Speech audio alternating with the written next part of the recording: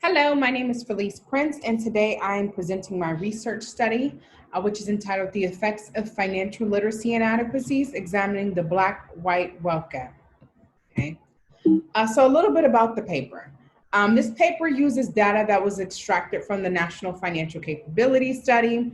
I chose years 2009, 2012, 2015, and 2018. Now, these were also the only 4 years in which they provided, being that the study is fairly new. It was created within the last decade. I did use all 4 years to really emphasize the detriment of the Black-White wealth gap.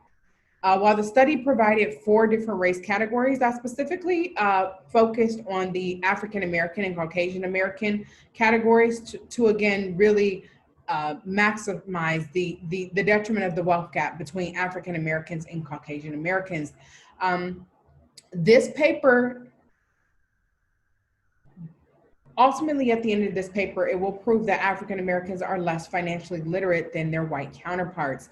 Whites are more likely to have higher credit scores, higher loan approval rates, and are naturally more or ultimately more financially literate about saving and investing. Okay. So the reason I chose this topic is because it really resonates with me in my childhood. Ultimately, as a little girl, I grew up in an impoverished community with my mother and my father and my siblings. Ultimately, it wasn't until the age of 8 that we moved into a more thriving community. And then, I got to see things a little bit differently. But when I was living there, I saw an increase of people, amount of people who were on welfare, a lot of fatherless homes, a lot of people, even within the school districts. And it wasn't until I moved into a different school district that I noticed, even with the way things were taught, the impoverished community, the school districts in the impoverished community were not taught the same things that we were taught in the better school districts. And I'm not sure if it was because it was more behind, but it seems like they were a little bit more advanced than what I was learning in the other school district.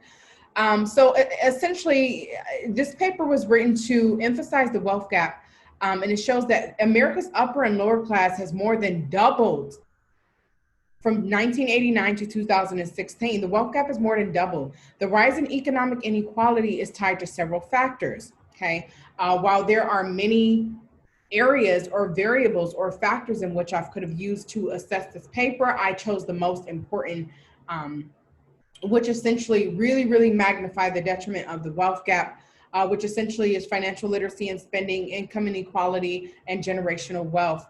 I extracted 7 variables from each of the financial studies when they were all of the same of the 7 variables, but I believe that these variables were able to really show a depiction of how wide the wealth gap is and how much is growing here. So I use age, ethnicity, household income, credit score, primary checking account ownership, retirement plans, and financial knowledge.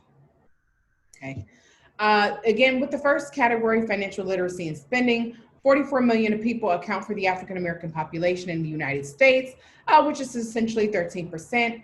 However, African Americans account for 1.2 trillion in spending a year, but somehow they're still less financially well off than their white counterparts. Okay, whites earn more in income than African Americans, in which you guys will be able to see with this chart that I show on the next slide. African Americans and Caucasian Americans also spend their money quite differently. Blacks are more likely to spend their money on assets that depreciate as opposed to their white counterparts who spend their money on appreciating assets. Another eyebrow raiser was the fact that Caucasian Americans, for every dollar of wealth they accumulate, Black families earn 6 cents on that dollar of wealth that's brought into the African American home. Black Americans also have lower credit scores, loan acceptance rates than their counterparts, and Blacks are more likely to spend more money on deposits, which disproportionately, and when I say deposits, I'm referring to when setting up utilities, setting up things in their names, buying cars, buying homes. African Americans are more disproportionately affected by higher loan rates, higher deposits, and all sorts of things because of either low income and lower credit scores and things of that such. And again, through the study, it does show that there are more African Americans at the poverty level than at the upper income class level. And the reason I didn't say much about the middle class is because in this study, we do see the middle class is diminishing. While it's still there, it's slowly diminishing. And that is something that is very evident. Okay. Financial literacy and spending, this is the first chart. It shows that African Americans, between African American and Caucasian Americans, at each educational level, African Americans do make less than their white counterparts. And this chart was initially from 2015. However, it's still very relevant today. Okay. As far as income inequality, okay, I chose to go all the way back to the beginning to be fair with this. And show that slavery allowed African Americans to gain wealth. Slavery allowed white Americans to gain wealth while African Americans were forced to work for free. So essentially, this kind of gave Caucasian Americans a head start on creating wealth for themselves and their families. While African American wages are still much lower than Caucasian American wages, and they're still being paid less. Essentially, when African Americans did come out of slavery, their wages were still much less than their white counterparts, which also kind of set them behind because they weren't able to save up and accumulate as much as their white counterpart. American household income has increased 49% since 1970. However, the income distribution between African American and Caucasian Americans has become ever expanding or wider than ever. Again, this is something that's still growing, and through examination of all 4 years, we see this is something that continues to widen. The next figure, which is figure 2, depicts income levels from 1983 to 2016 from all 3 social classes. And it basically shows within a 33-year time frame how the upper class increased 19%, the middle class decreased by 15%, and the lower class decreased by 3%. The middle class is, as I said, is slowly becoming obsolete. You're either in lower class or you're in upper class. Okay, studies show that lower middle class families primarily consist of minorities like African Americans and Hispanics, which also directly indicates that minorities have become less off financially, whether it's Blacks or Hispanics, but for the purposes of the study, we're specifically talking about African Americans.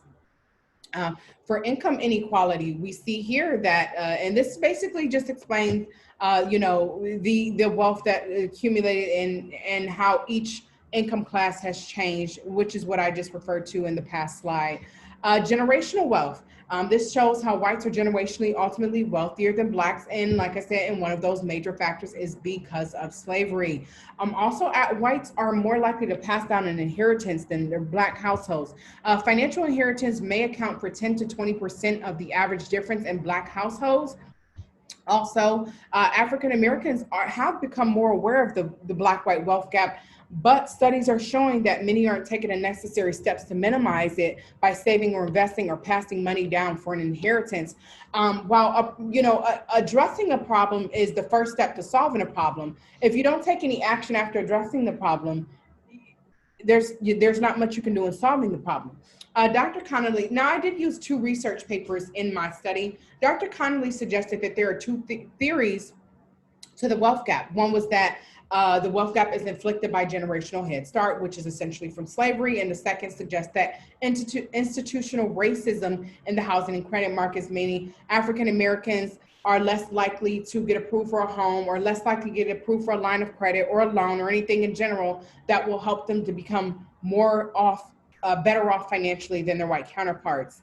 We are experiencing lower levels of approval rates than whites. Okay, for the theoretical and empirical models, again, I use annual surveys from the National Financial Capability Studies that address all 50 states in the US, including the District of Columbia.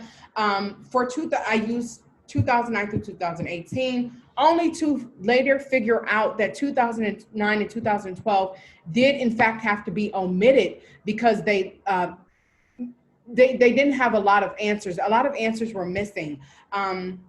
Over 100 plus questions were asked, but as far as those 100 plus questions, I just extracted the 7 variables that I feel really, really magnified the detriment of the wealth gap.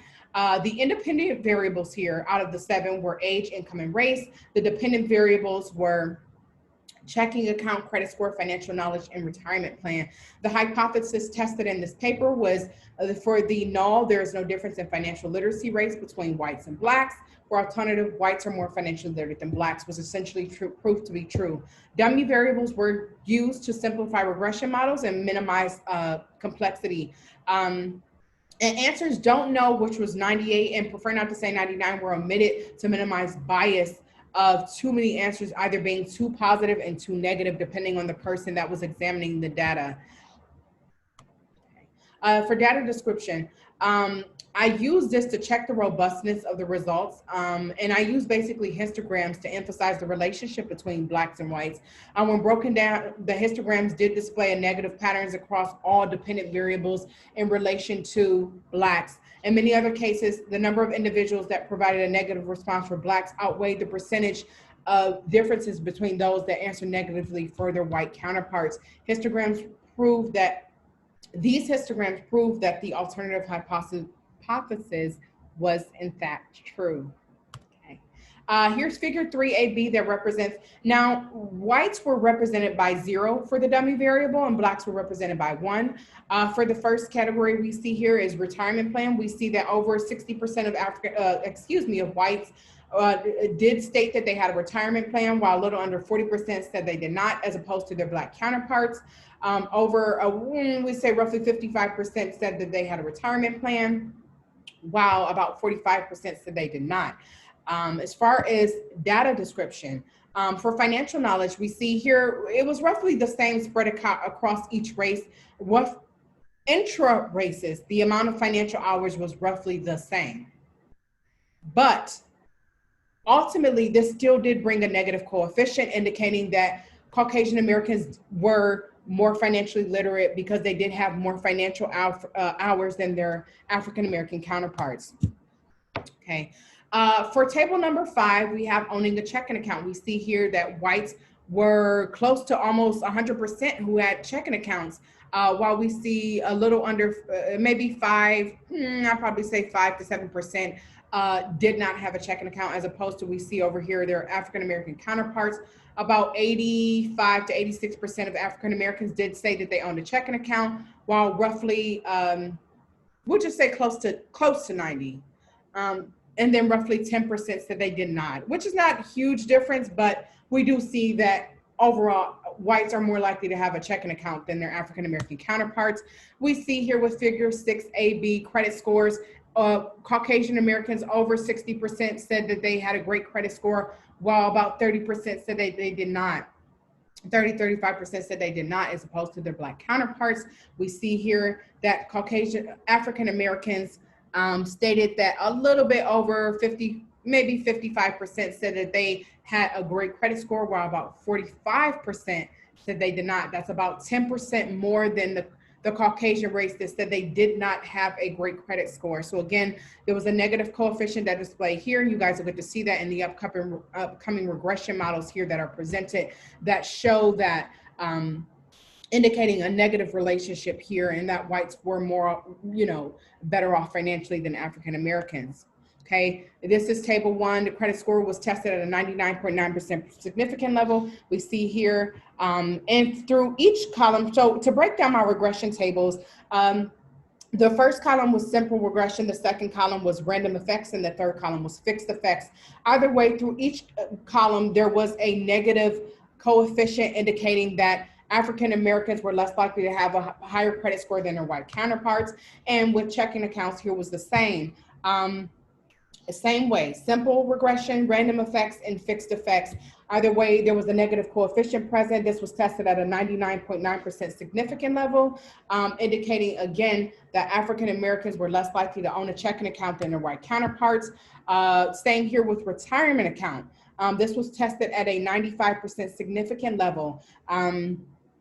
And here we see a negative coefficient across all 3 columns. Now, we do see this increasing as income came along, okay, and also as age came along. It looks like, the higher the age, the more likely they were to have a retirement account. Okay, financial knowledge. We see here that, again, these are,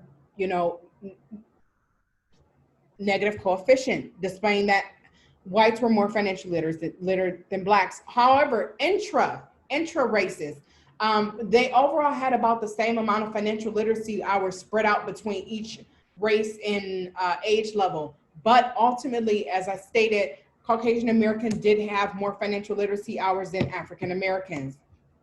For the descriptive stats here, this essentially breaks down the number of observations that were used after so many variables were emitted and extracted from the surveys, which was 48,925 altogether. And this is just a breakdown of the different percentages here. And also indicating, the difference between and the negative coefficient and supporting the different things here. Now, there were a significant amount of Black people that took the survey as opposed to white people. And I'm meaning that there were less African Americans that took the survey overall than their white counterparts. Okay. For results table 6, here, now this one, for the models of this, I created these regression tables just to simply show, the direct relationship between African Americans and that that dependent variable, as opposed to African Americans with that dependent variable, and then age and income being added into the equation. We see that here again in the first column, which is a simple regression, that there was still a negative coefficient indicating that Blacks had a lower credit score. However, when age and income were added in, that coefficient did slightly decrease.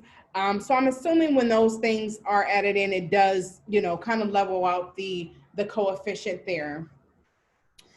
Same with Blacks having a checking account. I noticed here that, again, this is a simple regression for the first column. The second column is with fixed effects for the age and income. And as age and income were added into the equation, the coefficient did decrease. So I'm assuming they have a positive effect in that whole relationship between the dependent and the independent. Okay. Same with Blacks on retirement. Blacks are less likely to own a retirement account than their white counterparts. That number also decreased when age and income were added into the equation. Like I said, I think, when those two dependent variables are added, independent variables are added, it does, kind of level out the coefficient a little bit more. Okay, this is Blacks on financial knowledge.